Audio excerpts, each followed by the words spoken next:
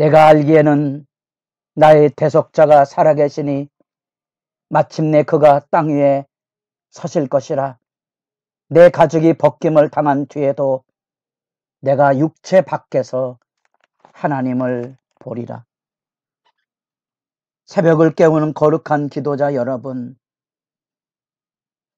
주의 말씀을 힘입어서 허무와 모순으로 가득 찬 세대 안에 즐겁고 먹고 마시는 일상의 살아있는 경건의 삶이 늘 새롭기를 소망합니다. 오늘 우리가 읽어갈 말씀은 전도서 2장 12절에서 17절까지의 말씀으로서 이 세상에 인간이 행하고 있는 모든 수고의 몸부림들이 헛되다는 단락의 세 번째 주제입니다.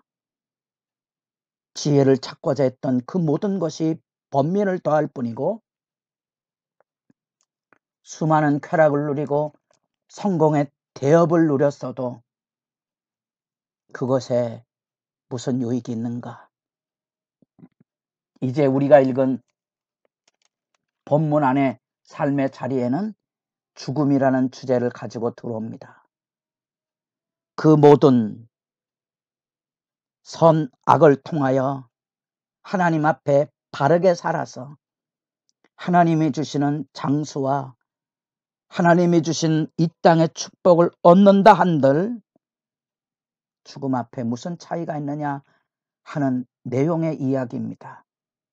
그런 점에서 오늘 이 그 끝에 죽음이 있다는 사실 앞에 헛되다는 말, 전도서의 헛되다는 말의 의미는 그저 문자적으로 입김과 암개처럼 있다가 없어지는 일시성, 영원한 하나님의 질서에 보면 인간이 누리고 있는 것들은 그저 저만한 물 한 방울에 지나지 않는다는 것.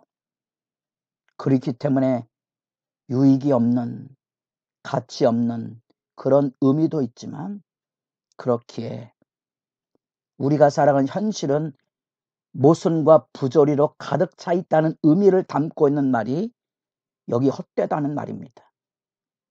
그래서 포기하고 제멋대로 살자는 게 아닙니다. 그래서 주어진 일에 성실함을 잃지 않는 지혜를 일깨우고 있는 것이 전도서입니다.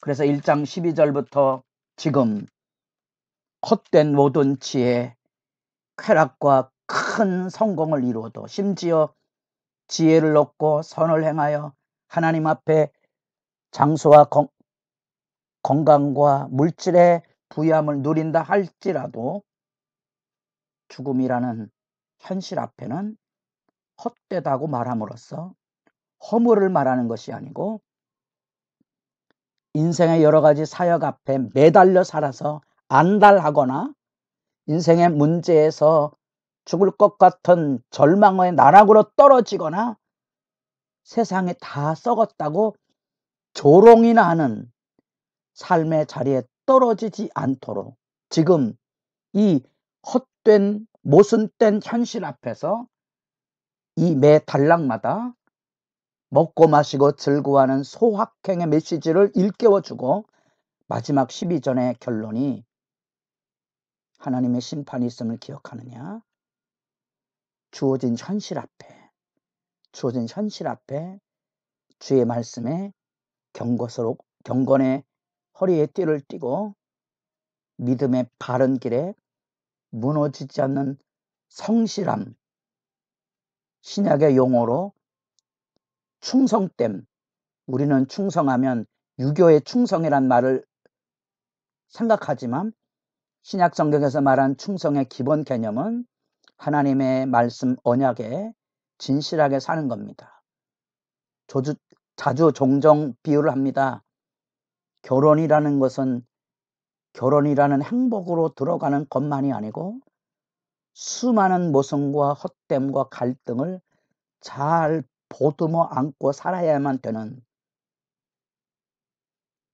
많은 사람들이 이 진리 앞에 소확행을 만들지 못하고 하나님의 심판을 기억하지 못해서 결혼 생활에 이 건강한 즐거움들을 잃어버리고 마치 원수처럼 또는 갈등에 쓴소리를 내뱉는 그런 자리로 떨어지는 것처럼 고통스럽고 아픈 일은 없습니다. 교회 생활도 마찬가지입니다. 여러분은 어떻습니까? 전도서의 메시지가 허무주의를 말하는 것 같지 않습니까? 아닙니다. 실제 얘기를 하고 있는 겁니다. 그래서 여러분들은 무너졌습니까? 조롱이라는 자리에 떨어졌습니까? 쓴소리를 내뱉는 삶을 살고 있습니까? 해봐야 소용없다고 생각하지 않습니까? 의외로 많은 성도들이 기도해봐야 소용없다고 말하는 경우들을 일상의 언어 가운데 만나보게 됩니다. 열심히 기도했는데 봉사했는데 알아주는 이는 없고 그게 전부 뭐죠? 전도서가 말하고 있는 헛됨과 모순과 부조리에 빠져서 헤매는 겁니다. 그래서 우리가 읽은 이 본문의 단락단락은 자칫 유의하지 않으면 이 최소한 2장 26절까지 읽지 않으면 중간에 있는 이 단락의 메시지들이 오해 소지가 있습니다. 그렇지 않습니다.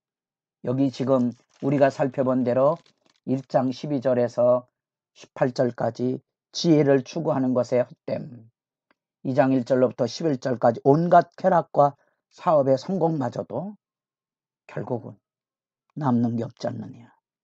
그러면 여기 12절부터 17절까지의 내용 안에는 여기 나타난 지혜와 무지, 잠언에는 이 지혜가 우리에게 생명과 장수와 축복을 준다고 말했고, 여기 무지는 하나님 앞에 생명이 짧아지고 가난과 다툼으로 무너지는 어리석음이 있다고 말하지만, 그래서 빛과 어둠의 이런 비유가 분명하지만, 선과 악이 분명하지만, 전도서 기자는 그래서 그 끝에는, 내가 잘 먹고 잘 산다음에 그 끝에는, 내가 남보다 지혜로워서 하나님의 은총을 누린다면 그래서 그 끝에는 하고 이야기를 하고 있는 겁니다. 우리가 만약에 이 부조리와 모선을 이겨내지 못하게 되면 하나님 앞에 그 지혜와 장수의 복을 누린다 한들, 여기 이 지혜자가 외치고 있는 말 17절, 이러므로 내가 사는 것을 미워하였노니, 삶이 괴롭다는 거죠. 삶의 의미와 가치를 잃어버린 겁니다. 이러고 보면 전도서가 우리 삶의 실제 이야기를 하고 있는 거지 허무주의를 말하는 게 아닙니다. 우린 얼마나 이런 삶의 자리에 헛발질하고 살고 있습니까? 결혼해봐야 소용없다. 기도해봐야 소용없다. 하나님 믿어봐야 소용없다. 그 지금 우리 현실에 얘기하고 있는 게 아닙니까? 행복은 성적순이 아니라고 말할 때 그 좌저와 비아냥의 소리를 듣습니까? 저는 그것이 삶이 무너졌다고 보는 겁니다. 믿음이 무너진 겁니다. 하나님에 대한 기대와 성실, 곧 충성됨을 잃어버린 겁니다. 본분을 다하셔야 됩니다. 친구일수록 예의를 갖추는 것처럼 하나님 앞에 우리의 삶 안에 신실을 지켜가는 지혜가 우리에게 필요하다는 사실입니다. 그래서 여러분들이 이 말씀 읽을 때마다 참 아픈 내용들이 그곳에 담겨져 있습니다. 쉬운 성경을 통하여 한번 읽어보시고 공동번역이나 어린이들이 보는 쉬운 성경이나 메시지와 같은 쉬운 글을 통하여서 다시 한번 읽어보십시오. 공동번역에 이런 내용이 나옵니다. 사람이 하늘 아래서 제 아무리 애를 태우며 수고해본들 돌아올 것이 무엇이겠는가.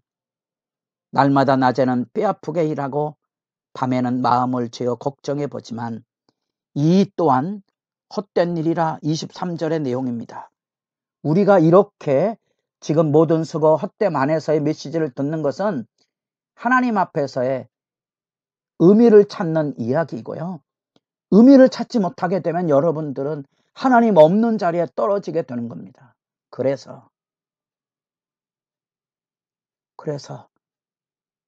윤동주 시인이 말한 것처럼 그래서 오늘 내게 주어진 길을 가야 하는 겁니다. 그것도 기쁘고 즐겁게. 그 헛됨과 부조리와 모순이 많아도 그것이 가능한 길은 어디 있습니까? 주님의 십자가입니다. 주님의 십자가는 가능성이 없는 현실을 살아가는 위대한 하나님 사랑의 부으심이 그곳에 있습니다. 우리가 주어진 길을 가야 하는 것은 그 하나님의 사랑의 부으심입니다.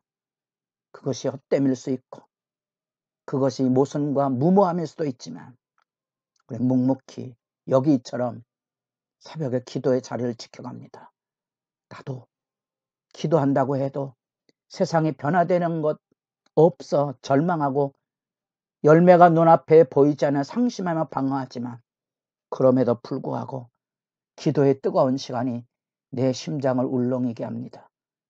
때로는 우리 다니엘을 통하여 본 것처럼 샛별이 떠오르는 그 미래의 영광을 하나님께서 확신으로 나를 붙들고 깨우고 보여주실 때가 있습니다. 모든 지혜와 수고와 선악의 지혜와 분별로서도 다 막아낼 수는 없지만 성공과 명예나 사회적 성취도 죽으면 끝나는데 그래서 허무한 게 아니고 그렇기에 더 냉정하게 돌아보셔서 일상으로 돌아가자는 거지요.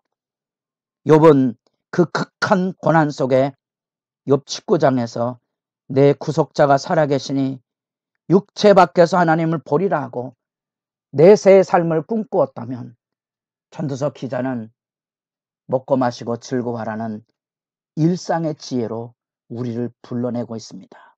여러분, 삶의 허무에 무릎 꿇지 마시고 주어진 삶의 자리를 건강하고 복되게 지켜가는 일에 아름다운 신앙의 길 주님 앞에 기도하며 일어설 수 있기를 소망합니다.